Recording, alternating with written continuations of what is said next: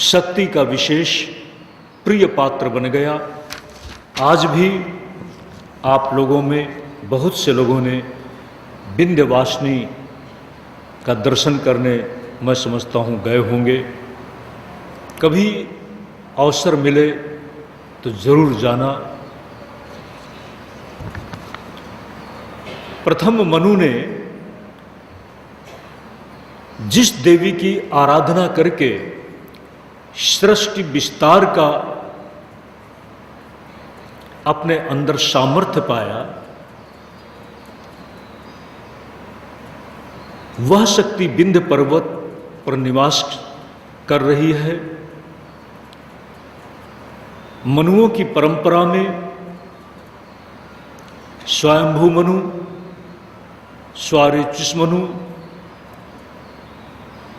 उत्तम, तामस, रैवत और चाक्षुष, इनकी चर्चा कल कर चुके हैं।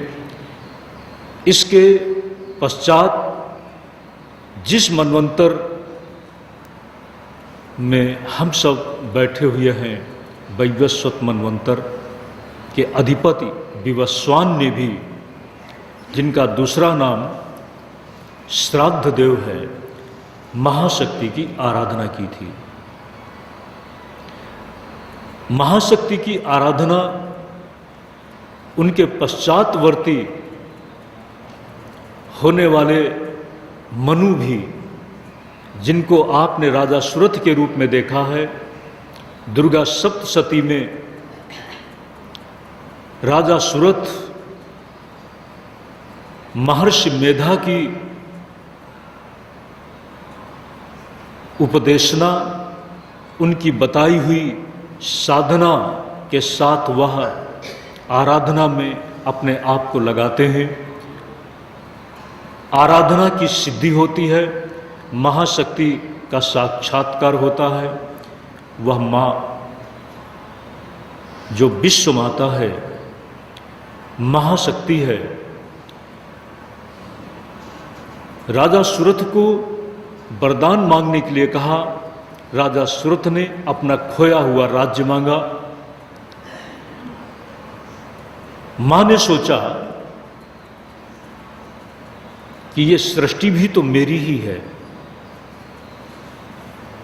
और सृष्टि भी तो मां की मातृत्व की भूमिका में महत्व की भूमिका से एक व्यवस्था है। नारी का महत्व उसी समय बढ़ जाता है जब वह मातृत्व की भूमिका में आ जाती है। मेरी सृष्टि में शासन अगर सुंदर होगा तो सृष्टि का कार्य सुशासित होकर के चलेगा। कोई भी माँ वर्तमान और वर्तमान के साथ भविष्य को शुभ देखना चाहती है। इस बात से प्रेरित होकर उस विश्व माता ने राजा सुरथ को आने वाले मनवंतर का अधिपति होने का वरदान दिया। सावर्णी के रूप में तुम मनु बनोगे, वर्तमान जीवन में तुम अपने खोए हुए राज्य को प्राप्त कर सकोगे। ये वरदान आज जिस मनवंतर में हम बैठे हुए हैं, इसके अधिपति श्राद्ध देव विवस्वान मनु ने उस महिमामयी महाशक्ति की आराधना से ही इस पद को प्राप्त किया। आगे दूसरे जितने भी मनु हुए हैं, सावर्णी के पश्चात 7 और भी मनु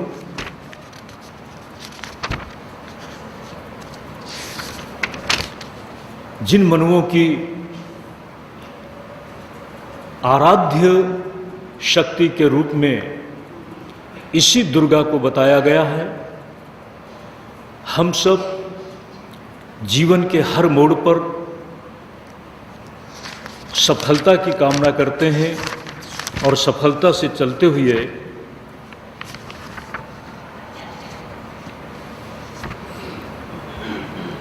समृद्धि और स्वस्थता, और जब इन दो व्यवस्थाओं में कोई भी अवरोधक बल अवरोध पैदा करता है तो उसका हम प्रतिकार करते हैं। लेकिन जब हमारी अपनी प्रतिकार की क्षमता पर्याप्त नहीं दिखती, प्रतिकार की सामर्थ्य में जब हम अपने आप को सामर्थ्यवान नहीं देखते, तब किसी शक्ति का आलंबन लेते हैं। दुर्गा दुर्गतिहारिणी भवतुनो रत्नोल्लसत् कुंडला, सिंहस्था शशिशेखरा मरकत प्रख्यश्चतुर्भिर्भुजैः शंखं चक्र धनु सरांस दधति नेत्रैः त्रिभिः शोभिता। वह शक्ति जो सिंहवाहिनी है, उसके चार हाथों में अलग अलग आयुध हैं, विभिन्न रत्न जटित आभूषणों से जो अपने आप में सज्जित है। ऐसी वो शक्ति दुर्गा नाम से हमारी संपूर्ण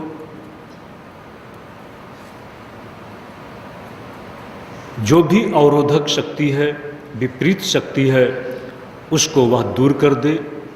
दुर्गा दुर्गतिहारिणी, इसी बात को बहुत सद्भाव के साथ जब कोई बहुत आर्त होकर के बहुत दीन भाव से उस महाशक्ति को पुकारता है, तो परित्राण परायणी, उसके रक्षा कर्म में माता तुम निरत रहती हो। बिना किसी भेदभाव के माँ अपने बच्चे की पात्रता और कुपात्रता का आकलन न करती हुई, विवेचना न करती हुई, वह तो सबके दुख को दूर करने वाली होती है। इस तरह से हे माँ, आपके लिए नमस्कार है। उस मात्र शक्ति को परवर्ती मनुओं ने भी स्मरण किया है और उसकी ही महिमा से अपने वर्तमान में और वर्तमान के साथ आने वाली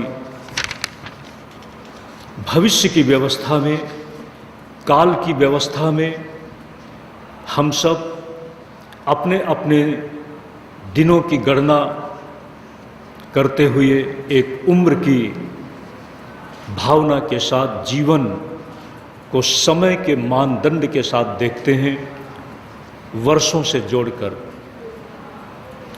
दिन, मास और मास के साथ वर्ष और वर्षों की गिनती में ही हम जीवम श्रद्धा शतम की भावना बनाते हैं। इस सृष्टि के नियामक सृजनकर्ता ब्रह्मा भी अपनी उम्र में 100 वर्ष के बताए गए हैं, लेकिन उनका एक दिन हमारे मानवीय कालमान का एक कल्प है। 14 मनवंतर का एक कल्प होता है। 14 मनवंतर के अलग अलग मनु और उन मनुओं के निर्धारित समय 14 मनवंतर जब एक कल्प के रूप में ब्रह्मा का एक दिन पूरा होता है, तो इसी के साथ इतनी ही अवधि में उनकी एक रात होती है। हम इस समय की व्यवस्था को, समय की एक रहस्यमयी जो योजना है, उसकी सिर्फ अपनी इस सीमित बुद्धि से कल्पना कर सकते हैं। योजना के प्रति हमें प्रश्नों से ऊपर उठा सकती है। बहुत बार जन्मेजय जी ने व्यास जी के सामने प्रश्न किया है, ऐसा क्यों, ऐसा क्यों? उस समय व्यास जी ने कहा है, जन्मेजय, हम अपने आसपास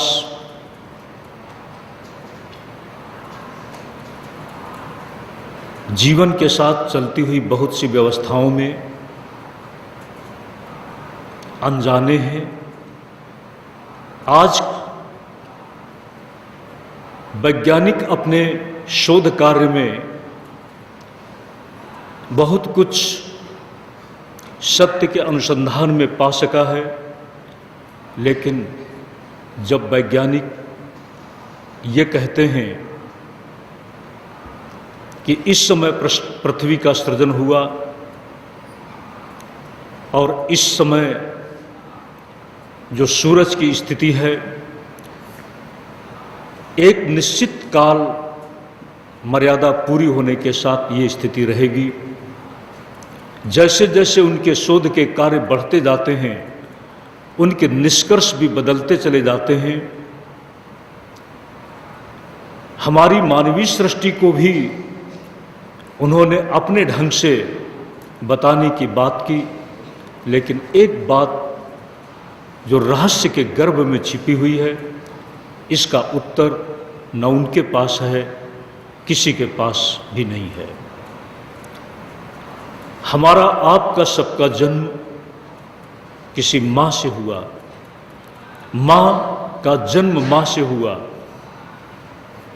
जिसको हम माता मही के रूप में जानते हैं। पिता का भी पिता, पिता का भी पिता, ऐसा कोई व्यक्ति नहीं जिसका जन्म मां से न हुआ हो। मां किसी मां से जन्मी और वह मां दूसरी मां से जन्मी। कितनी बड़ी श्रृंखला, और कब कहां से इस बात की शुरुआत हुई, इसका प्रारंभ अनजाना है। हम कोई अपनी सीमित व्यवस्था को अपनी बौद्धिकता के स्तर पर सीमित कर सकते हैं, लेकिन निस्सीम शक्ति, अदृश्य शक्ति की चलती हुई इस व्यवस्था में हम अपनी बौद्धिक दौड़ में कुंठित हो जाते हैं। तब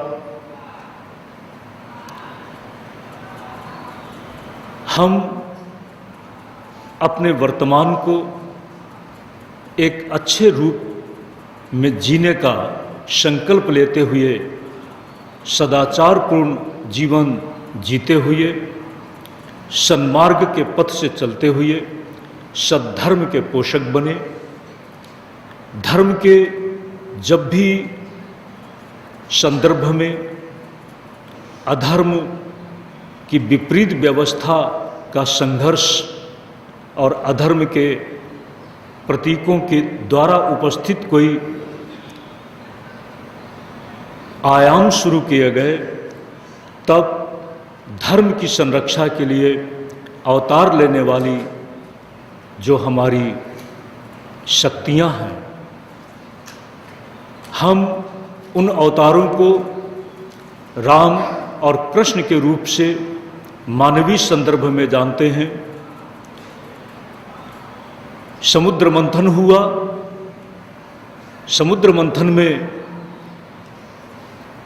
मंथन के उद्देश्य में अमृत की सिद्धि हुई, लेकिन समुद्र मंथन यदि कच्छप आधार नहीं बनता, कच्छप आधार बना, लेकिन जिस शक्ति की संकल्पना से भगवान कच्छप का रूप लेते हैं, जिस पृथ्वी के उद्धार के लिए भगवान वाराह उस रूप को प्राप्त करते हैं, वह शक्ति कौन? जिस शक्ति के संकल्प और विलास में हम इस रहस्यमय जगत में जी रहे हैं, हमारा जीवन चलते चलते कहीं निश्चित ही रहस्य बन जाएगा। आज से 100 वर्ष के बाद, आज से 100 वर्ष के बाद, 100 वर्ष में ज़्यादा बोल रहा हूँ, 100 वर्ष के बाद हम में से एक भी व्यक्ति यहाँ शायद नहीं होगा। ये धरती होगी, ये धरती की व्यवस्था इसी तरह से होगी, लेकिन हम में से एक भी व्यक्ति इस धरती में नहीं होगा। लेकिन कहीं तो हो सकता है। व्यक्ति चेतना के रूप में शास्त्रों की जो हमारी दी हुई दृष्टि है, स्वर्ग नरक की व्यवस्था है, सद्गति और इसी के साथ साथ कुगति दुर्गति की व्यवस्था है, अधोगति का जो सोच है वह चेतना के लिए है। पुनरपि जननम पुनरपि मरणम का ये जो शास्त्रीय चिंतन है वह चेतना के लिए है। तब हमारी चेतना, हम आत्मा के रूप से आज इस संसार के जब साथ प्रारब्ध से चलते हुए जीवन की व्यवस्था खत्म होगी, तब हम कहाँ होंगे? इस बात की विवेचना